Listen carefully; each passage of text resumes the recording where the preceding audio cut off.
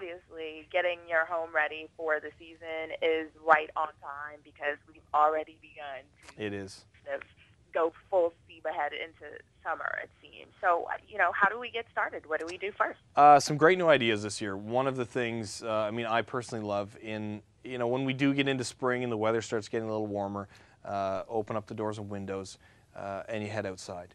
And one problem I've always had is you build a brand new house, you put a new deck in, a cedar or pressure treated or composite, and you come out a year or two later and it looks 10 or 15 years old, which to me has always been sad. I don't like composite or plastic because it retains too much heat. It doesn't look real.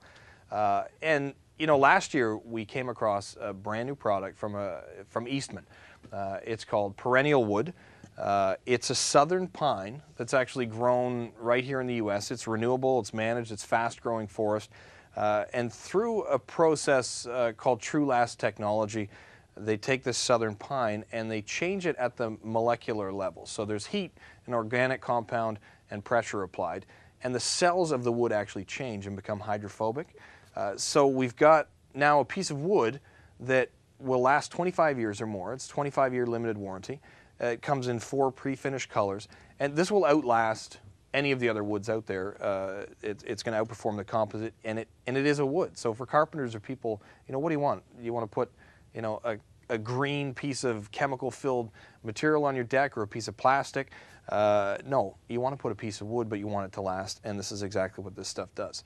So you can pick it up. Lowe's, Boston Cedar in the Northeast have it right now. They're also looking at doing a furniture line and outdoor siding and all kinds of other things with it.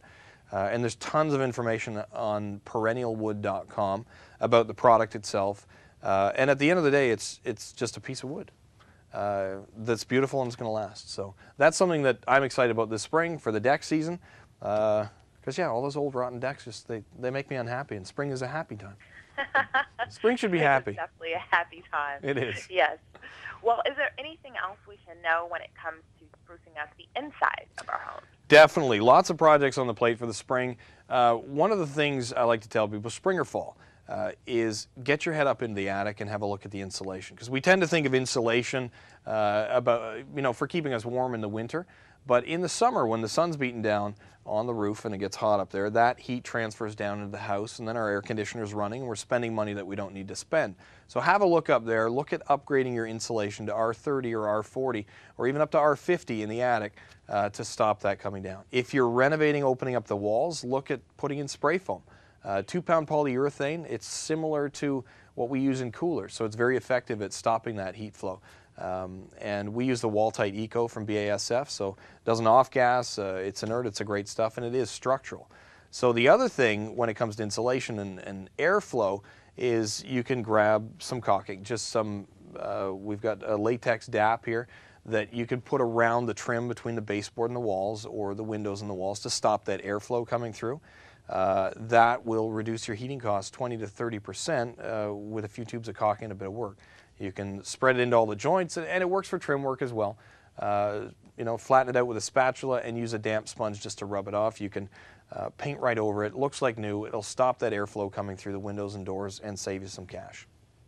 And so last but not least, what about multi-purpose tools? Is there anything that you feel will be handy for people who are sprucing up their homes this season? Definitely. If you're doing any type of work around the home, actually one tool that's come out that is really handy, apart from your screwdriver and your pencil and everything in your tool belt that you should have, if you had to pick one, you're looking at not a big ticket item, but you're looking at that one thing that will just do everything, it's the multi-tool. It's oscillating, so it's very difficult to actually cut and maim yourself with it, so that's important. Especially for do-it-yourselfers. It's got sanding disc attachments, it's got metal cutting, wood cutting, it's got a scraper on it, it's got a carbide bit for flattening out mortar, and the other thing that goes with that is a multi-bit screwdriver. Don't go out and buy 1,000 screwdrivers to keep around the house. Buy one that's got all the bits, it's got a ratchet in it, it's going to be handy for the tool case. So it's all about really working smart, deciding things like the perennial wood, what's going to put value into your home, what tools are going to be valuable to you, and what things can you save some money on and that will help you save money in the future and pay you back day by day.